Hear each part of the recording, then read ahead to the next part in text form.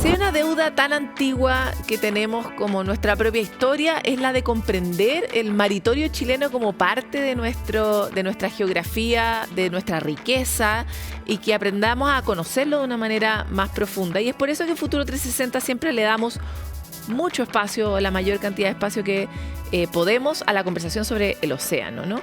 Hoy estamos con nuestro invitado habitual, pero casi siempre lo tenemos online, así que lo agarramos de una pata sabiendo que estaba en Chile para poder profundizar sobre distintas materias relevantes junto a Max Bello. Muchas gracias por estar aquí en Futuro 360, director de la iniciativa Mission Blue. Muchas gracias a ti, a ustedes por hoy día permitirme estar. Finalmente también hemos conversado un montón de veces de estar directamente cara a cara. En tu versión palpable. Exacto. Oye, Max, quisiera partir por un tema que nos apasiona mucho. Sabemos que es muy relevante, pero es como siempre como el invitado debajo de la alfombra. Nadie habla de él y queremos hablar de krill.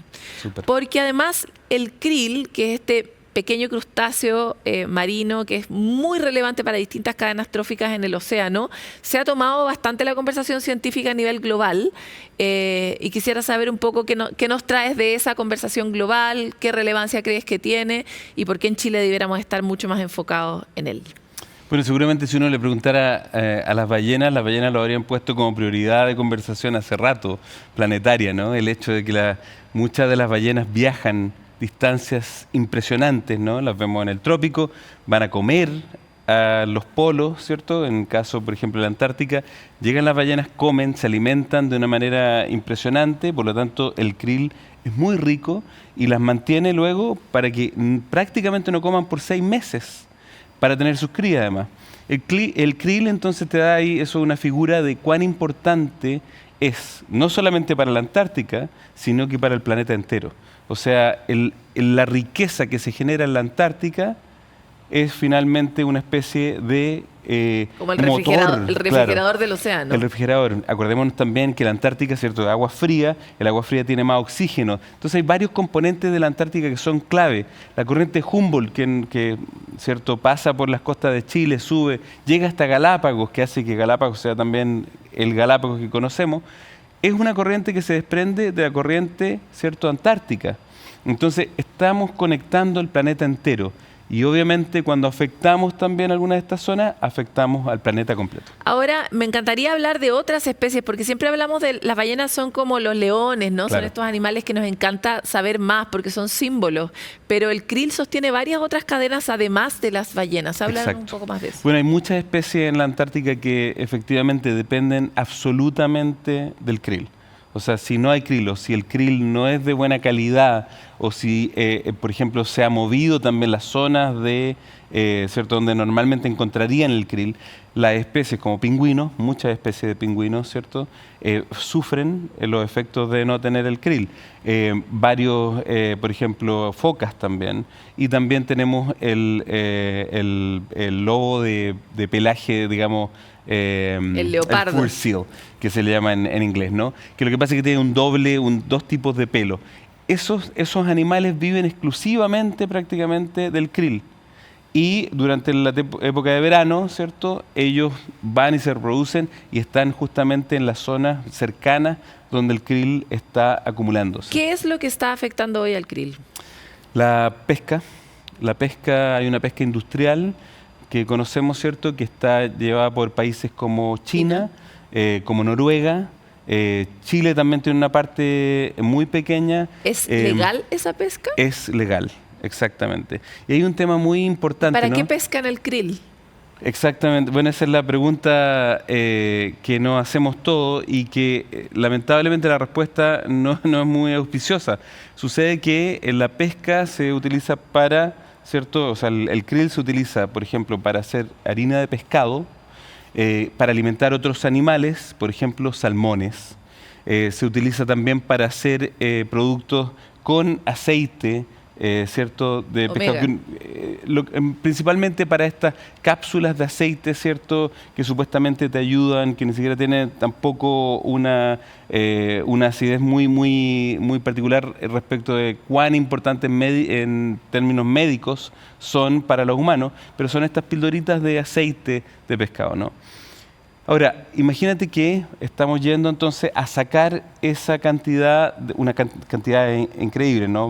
Muchos cientos y miles de toneladas de krill.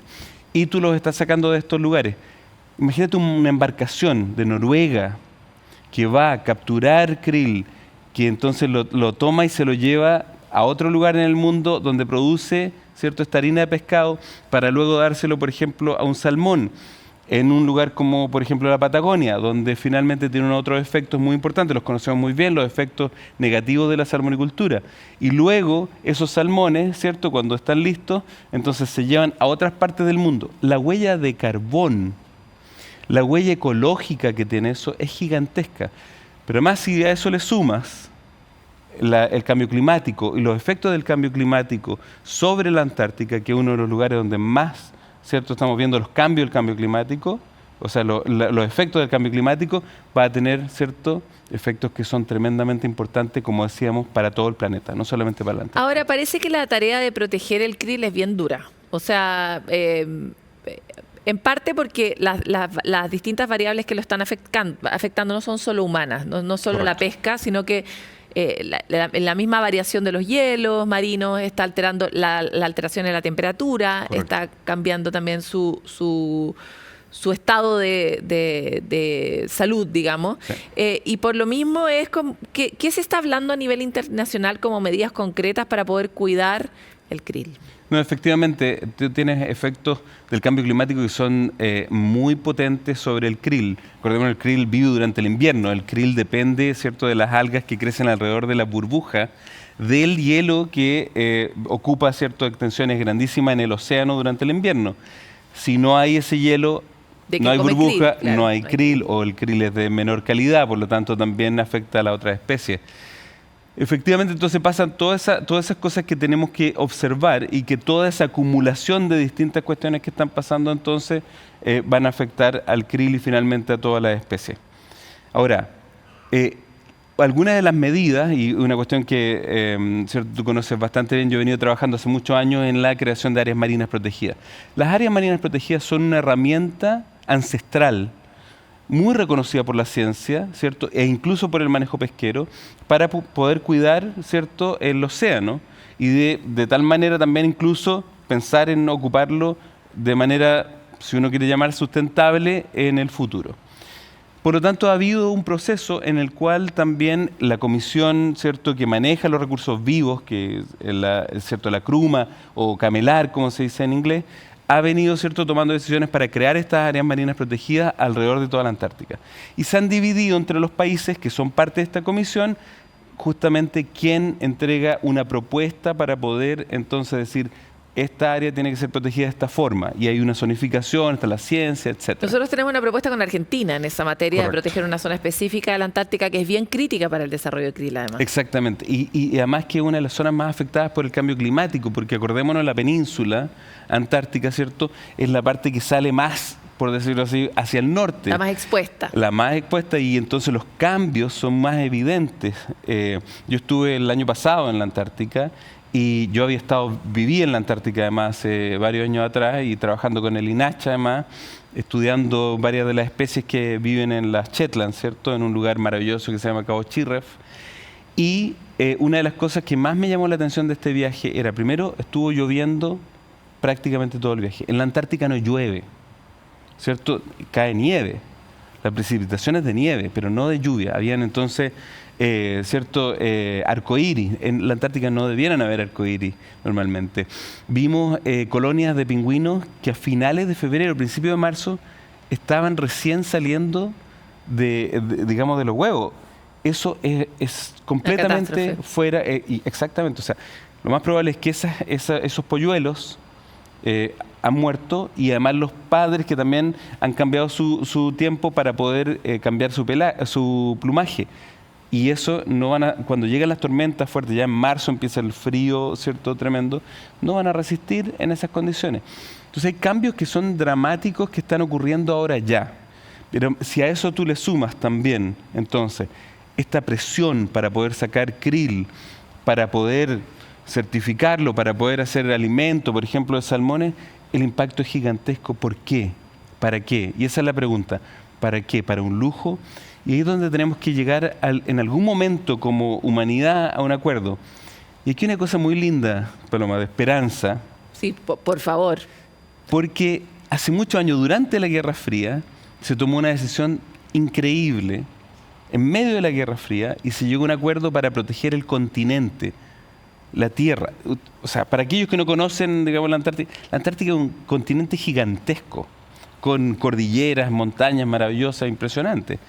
Y eso se protegió. O sea, tuvimos la capacidad como humanidad de ponernos de acuerdo en un momento extremadamente complejo, político, es el Tratado económico. Antártico, que tiene unas características de gobernanza, además, que son muy admiradas como política internacional. Que es un gran acuerdo que se ha mantenido porque también tiene unas reglas bien severas. Bien severas.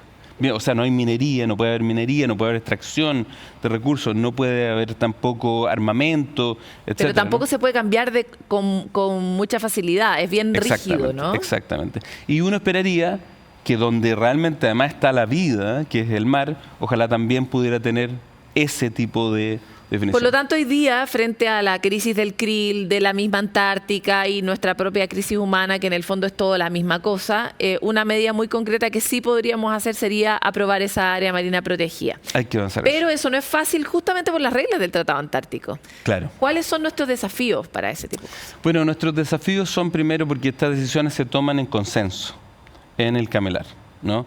Y por lo tanto, todos los países, basta que un país diga no. Que es lo mismo que pasa con la COP del clima, en el fondo. Exactamente. Y entonces se acaba. Por unanimidad. Correcto. Y puede llegar a conclusión, digamos, el consenso no significa unanimidad, pero por lo menos que nadie se va a oponer. Ahora, una cosa que es importante es que Chile ha hecho un trabajo increíblemente bueno en esto. Desde el INAH, ¿cierto? Con Marcelo Lepe y montones de otra gente que ha estado trabajando por muchísimos años, ¿cierto? Y que han hecho un trabajo tremendamente potente en la ciencia, junto con Argentina. Y es la única propuesta que además tiene Chile y Argentina y que tiene además a dos países de América Latina y de alguna forma todas las otras propuestas, están Europa, está digamos Estados Unidos, etcétera. Son dos países en vía de desarrollo que se han puesto de acuerdo y que han hecho un trabajo increíble. El problema es que hay algunos países, ¿cierto?, como China y como Rusia, que se han opuesto y en parte también, ¿cierto?, Noruega, que también ha mostrado ciertas dificultades para poder avanzar. En estos momentos de crisis, las decisiones tienen que ser al nivel de la crisis. Y esas áreas marinas protegidas que hemos estado esperando por prácticamente 10 años son claves para poder entonces buscar las soluciones correctas a la crisis en la que nos encontramos. Max, vamos a saltarnos a otro tema porque efectivamente Chile ha estado muy noticioso a nivel global por participar de manera muy proactiva de las conversaciones de biodiversidad, de océano y de clima en general. Y una de las grandes noticias ha sido la voluntad que tiene Chile de ser la Secretaría Técnica del Tratado de Alta Mar, ¿no? Como de todas esas aguas que no están bajo la jurisprudencia de ningún país, sino que son de las 200 millas marinas hacia adentro. Exacto. Donde hay enormes riquezas, muchas de ellas desconocidas, pero también donde hay enormes explotaciones que la agarra Aguirre, en el fondo, el que se la encuentra, se la apropia, y hay toda una discusión justamente dentro de este tratado para ver cómo hacemos, por un lado, para conservar, pero por otro lado, qué hacemos con ese bien común, que es ese espacio colectivo que no tiene dueño, ¿no? Cuéntanos un poco más de cómo avanza esa posibilidad para Chile. Bueno, yo he tenido el placer, ¿cierto?, también y el desafío de trabajar por muchos años en que ese acuerdo también finalmente viera la luz, ¿no? Y está en un momento bien interesante, de nuevo planetario, porque estamos hablando de prácticamente el 50% del planeta. O sea, es aproximadamente el 60 y algo % del océano. Y el océano es el 70%, más del 70%, ¿cierto?, de la superficie del planeta. Entonces, para que entendamos, claro, como tú bien decías, desde la costa a las 200 millas es lo que se llama la zona económica exclusiva. O sea, exclusivamente como país explotamos y tenemos de alguna forma, ¿cierto?, las leyes para poder hacer uso de eso. Fuera entonces del alta mar. Y ha habido una docena de países que han venido utilizándolo a través de grandes subsidios, además, ¿cierto? Subsidios, o sea, son países ricos que tienen la posibilidad de pagar, ¿cierto?, a sus flotas para que vayan a pescar. Un recurso que en el fondo también es tuyo, es mío, es de todos, o si lo quieres mirar de otra forma, o de nadie. Y hemos buscado por muchísimos años tratar de generar entonces estas reglas, ¿es cierto?, tener un marco legal que nos permita, por ejemplo, crear áreas marinas protegidas. Por ejemplo, decidir qué va a pasar con los recursos genéticos si alguien encuentra la cura de, no sé, la enfermedad tal, y entonces, bueno, va a ser la farmacéutica, va a ser la humanidad, ¿cierto? Y también, por ejemplo, poner reglas en términos de las actividades, digamos, alguna actividad que se vaya a desarrollar. Bueno, aquí lo hacemos en Chile, ¿cierto? Hay un estudio de impacto ambiental. Preséntame un estudio de impacto ambiental, muéstrame que efectivamente tú no vas a dañar. Claro, que no sea el viejo oeste en el fondo. Exacto. Y este acuerdo podría entonces finalmente permitir eso. Que Chile esté pidiendo a la Secretaría es particularmente importante. Tal vez, ¿cierto? Hay un montón de cosas que no hay país perfecto, ¿no? Y hay un montón de cosas que todavía nos faltan en Chile de avanzar en conservación marina. La Patagonia, la salmonicultura, ¿cierto? Pero no haría regio igual en el fondo. Exacto. Pero Chile es un actor y un líder indiscutido, planetario, ¿cierto?, en el tema océano. Y es coherente, ha sido coherente en buscar moratoria de minería submarina, en justamente apoyar el Tratado de Alta Mar y ahora pedir la Secretaría, ¿cierto? Y luego también el 45%, ¿cierto?, del área de la zona económica exclusiva protegida, uno de los países con mayores, ¿cierto?, protección, etcétera. Y por lo tanto, entonces, tiene sentido que Chile lo pida. Esto además es muy importante porque sería el primer acuerdo de Naciones Unidas que podría estar alojado en América Latina. Es el primer acuerdo de Naciones Unidas en América Latina. El deseo lo tenemos. Vamos bien. ¿Cómo vamos? Vamos bien en el sentido de que yo creo que Chile ha hecho un muy buen trabajo de llamar la atención para que voten por Chile, ¿no? Y yo creo que todos reconocen el rol que jugó Chile y por ende el rol que tiene que seguir jugando. Vamos recién en 10 países. Hace un par de días atrás, Panamá, con quien también yo he venido trabajando muchísimo, nos dio la buena noticia de que ratificó. ¿Qué significa? Los países firman el acuerdo en Naciones Unidas y luego tienen que ratificar. O sea, se lo llevan a la casa, lo estudian en el Congreso. Y 10 de 100. 10 de 190 países, ¿cierto? Y por lo tanto necesitamos 60 países para que ratifiquen, para que el acuerdo entre en vigor. Tenemos 10. Pero aquí viene la buena noticia también, es que la Unión Europea está muy cercana a hacerlo, y esos son 27 países. Perfecto. Por lo tanto, tendríamos en los próximos meses probablemente 2/3 del camino casi, recorrido. exactamente. Y ahí viene una cosa bien interesante. Lo que nos estamos proponiendo entre todos, digo, estamos porque también como ONGs, como individuos hemos participado en este proceso, es que en Niza, que se va a celebrar, ¿cierto?, la reunión de Naciones Unidas de Océano, que espero que tú también puedas estar presente ahí, vamos a celebrar, ¿cierto?, esta nueva versión de Océanos de Naciones Unidas, y entonces queremos ya para celebrar en esa reunión tener los 60 países ratificados. Y estamos trabajando todos conjuntamente, el High Seas Alliance, Mission Blue y montones de otras organizaciones, en buscar que justamente los países ratifiquen. Max, tengo que cerrar, pero lo único que quiero saber es ¿cuántos votos necesitamos nosotros para ser elegidos Secretaría Técnica? Bueno, necesitamos, creo que es 1/3 de los votos que se necesitan para poder ser Secretaría Técnica. Hay otras formas son también. Los mismos 50 países en el fondo, un poquito más. Efectivamente. Okay. Pero harta campaña que hacer. Max Bello, te quiero agradecer por esta conversación. Siempre nos quedamos cortos, pero mejor conversación en mano que 100 volando. Ya te tendremos nuevamente en Futuro 360. Un placer. Muchas gracias.